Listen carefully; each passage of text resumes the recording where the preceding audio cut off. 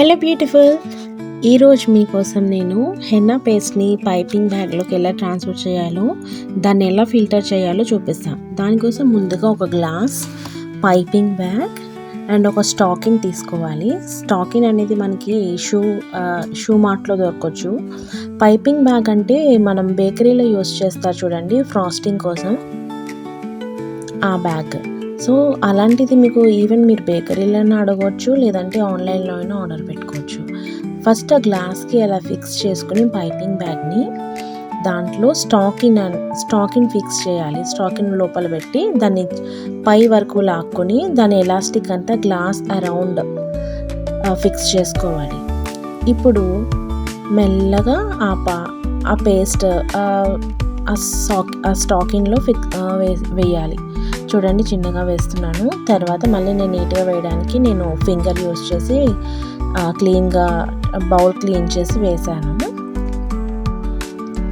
చూడండి, అలా మొత్తం పేస్ట్ అంతా ట్రాన్స్ఫర్ చేసుకున్నాక దాన్ని నీట్గా ఆ స్టాకింగ్ నీట్గా అంతా బౌల్ క్లీన్ చేసాను. చూడండి, నా చెయ్యి ఎంత రెడ్గా అయిందో. నేను వాష్ చేసి కూడా చూపిస్తాను మీకు ఒక నిమిషంలో. వాష్ చేయగానే వెంటనే జస్ట్ వితిన్ 1 minute నాకు ఆ స్టెయిన్ వచ్చింది. అంటే అది డై చాలా బాగా రిలీజ్ అయినట్టు అర్థం. ఇప్పుడు మెల్లగా అది ఆ గ్లాస్కి హోల్డ్ చేసి ఉంది కదా స్టాకిన్, సో అది పైకి మెల్లగా ఆ పేస్ట్ కింద పడకుండా జాగ్రత్తగా పైకి తీసుకొని ఆ స్టాకిన్ పైకి లాగి ఆ పైపింగ్ నేను చూపిస్తున్నట్టుగా జాగ్రత్తగా పైకి తీసుకొని దాన్ని జాగ్రత్తగా పైపింగ్ బ్యాగ్లో పెట్టేసి మన థంబ్ ఫింగర్తో ఫోల్డ్ చేసుకొని టైట్గా స్క్వీజ్ చేయాలండి. టైట్గా స్క్వీజ్ చేస్తే ఆ హెన్నా పేస్ట్ అంతా పైపింగ్ బ్యాగ్లోకి రిలీజ్ అవుతుంది. అది చాలా సాటిస్ఫైయింగ్గా ఉంటుంది. అండ్ అది కొంచెం ఫెయిల్ అయితే మొత్తం మెస్సీ అయిపోతుంది. జాగ్రత్తగా చేసుకోవాలి. ఈజీగా మనం చేసినప్పుడు మనకి చాలా సాటిస్ఫైయింగ్గా ఉంటుంది, బాగుంటుంది, నచ్చుతుంది కూడా.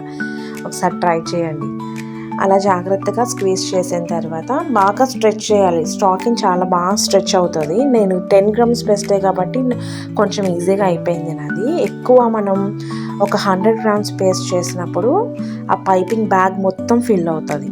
ఇప్పుడు చూడండి, నేను మీకు ఉల్టా తిప్పి చూపిస్తున్నా. అంటే మనకి గోరింటాకులో ఉన్న తీగలు ఏమన్నా ఉంటే దాంట్లో స్టక్ అవుతాయి అన్నమాట. మనం ఈ ఫిల్టరింగ్ చేయడం వల్ల అది యూజ్. సో ఇప్పుడు నేను వెంటనే వాష్ చేసేసుకున్నాను స్టాకింగ్, ఎందుకంటే ఎండిపోతే మళ్ళీ రీయూస్కి పనికిరాదు కదా. సో ఇప్పుడు జాగ్రత్తగా ఆ పైపింగ్ బ్యాగ్ని క్లిప్ పెట్టుకోవచ్చు, లేదంటే ముడి వేసుకోవచ్చు. ఇప్పుడు 100 grams పేస్ట్ అయితే మొత్తం పై వరకు వస్తుంది కదా, సో అప్పుడు మనం ఖచ్చితంగా క్లిప్ పెట్టుకోవాల్సింది. ఇప్పుడు నాది జస్ట్ 10 grams కదా, సో నేను ముడి వేసుకుంటున్నాను.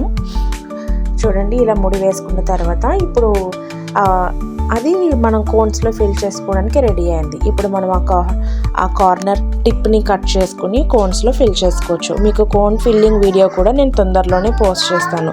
మీకు కనుక ఈ వీడియో నచ్చినట్టయితే please like, share and subscribe. Thank you.